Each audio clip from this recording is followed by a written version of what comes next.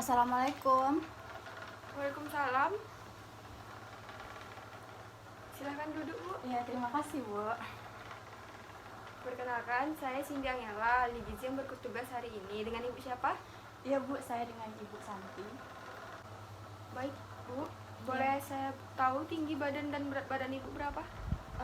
Kalau tinggi badan saya 155, Bu. Kalau berat badannya 50. Oh iya.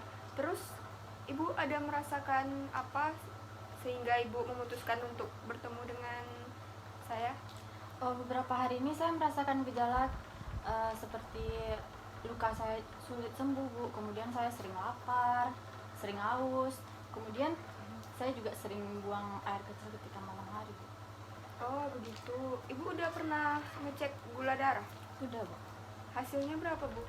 Kemarin kalau saya nggak salah baru cek gula darah 210. Oh, berdasarkan hasil cek gula darah Ibu itu termasuk ke dalam kategori diabetes. Diabetes itu apa? Dimana kadar gula darah kita di atas dari normal. Nah, untuk itu Ibu harus melakukan beberapa hal agar gula darah Ibu tidak naik terus. Nah, di sini ada leaflet. Leaflet ini berisi pengetahuan tentang diabetes mellitus. Nah, di sini ada apa saja gejala-gejala dari diabetes. Yang pertama, ini Ibu sering merasa Boleh haus. saya lihat? Silahkan. Sering merasa haus, terus sering merasa sangat lapar. Terus di sini, nah ini sering buang air kecil, terutama di malam hari, lelah, luka sulit sembuh, dan pandangan kabur. Nah, berdasarkan hal-hal yang sering ibu sebutkan tadi, yang Ibu rasakan, nah di sini ada 3 hal yang Ibu rasakan, 4. Nah, untuk itu Ibu harus mengetahui apa saja makanan-makanan yang harus dikonsumsi dan yang dihindari. Nah, di sini sudah tercantum apa saja makanan yang harus dihindari. Yang pertama, roti tawar putih. Yang kedua, daging berlemak. Yang ketiga, produk susu tinggi lemak. Yang keempat, makanan yang terbuat dari tepung terigu. Terus ada kulit ayam, sayuran kaleng yang mengandung garam tinggi, sayuran yang dimasak dengan tambahan garam, keju, mentega, dan saus dalam jumlah yang banyak. Lalu ada popcorn kaya rasa. Nah, di sini ada makanan yang apa saja yang harus Ibu konsumsi. Ada oatmeal, ubi jalar, jagung, nasi merah, ikan laut, daging, brokoli, bayam, tomat, buah beri, dan kacang-kacangan. Nah, di sini juga ada beberapa tips untuk mencegah penyakit diabetes. Biasanya penyakit diabetes itu turun-temurun apabila anak Ibu nantinya tidak menjaga kesehatan.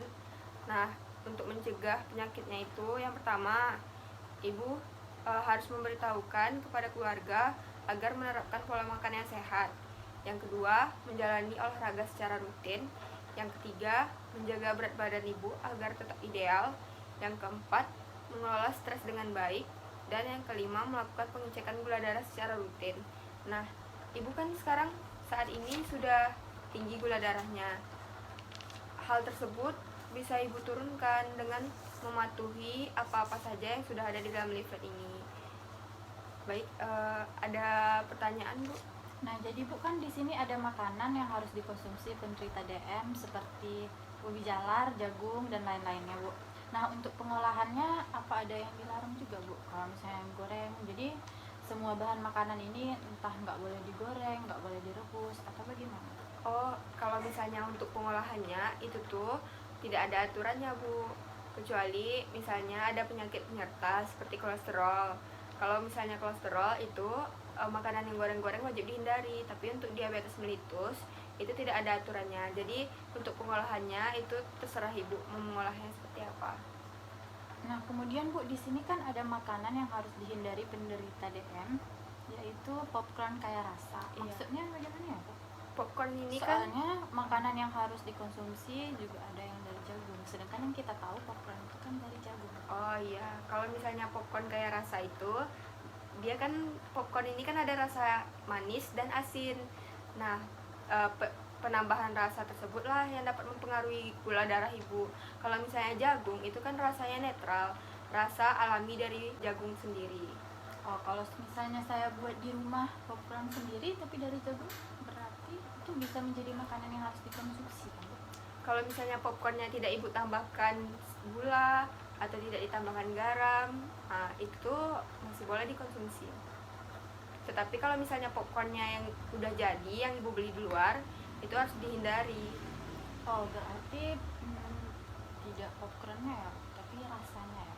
Iya. Sebenarnya Jadi apakah ibu sudah mengerti? jadi Bu, tadi kan Ibu sudah tahu BB sama TB saya. Apakah saya dikategorikan normal atau tidak ya, Bu? Oh, berdasarkan berat badan dan Tadi tinggi soalnya badan. Ibu belum. Ya, berdasarkan berat badan dan tinggi badan ibu, itu kita bisa melihat kategorinya normal atau tidak melalui IMT. Nah, untuk penghitungannya berat badan dibagi tinggi badan kuadrat. Untuk itu berat badan ibu itu normal berdasarkan hasil tersebut.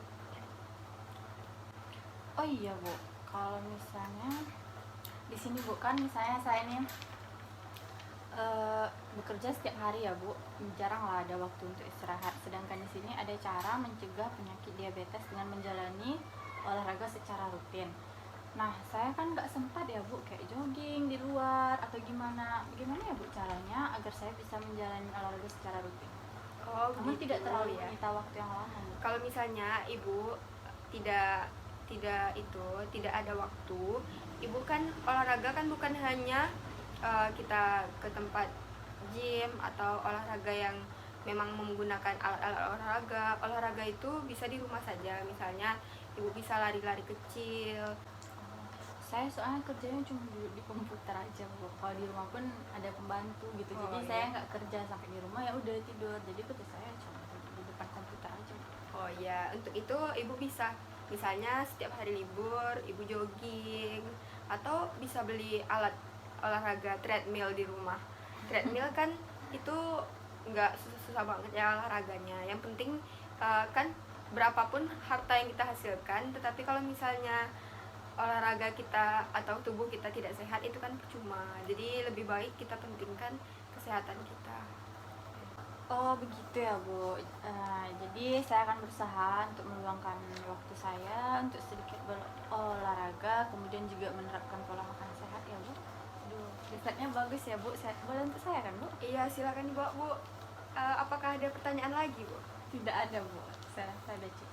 Oh baik. Ntar kapan-kapan saya datang lagi. Iya, kalau misalnya ibu ada keluhan silakan aja datang ke sini lagi. Atau saya boleh minta nomor handphone Bu? Boleh. Nggak tahu saya bisa. Iya, silakan. Iya Bu, berapa? 0822 8749 3305. Oh ya. Nanti kalau misalnya ibu ada keperluan nggak apa-apa, hubungi aja saya. Terima kasih ya Bu. Iya Bu, tidak apa-apa kalau misalnya ibu tidak langsung menerapkan pola makan sehatnya. Tetapi yang penting ibu udah berusaha untuk selalu menerapkan pola makan sehat walaupun tidak sepenuhnya. Terima kasih ya Bu. Semoga bermanfaat ya Bu. Ya, terima kasih. Hati-hati Bu.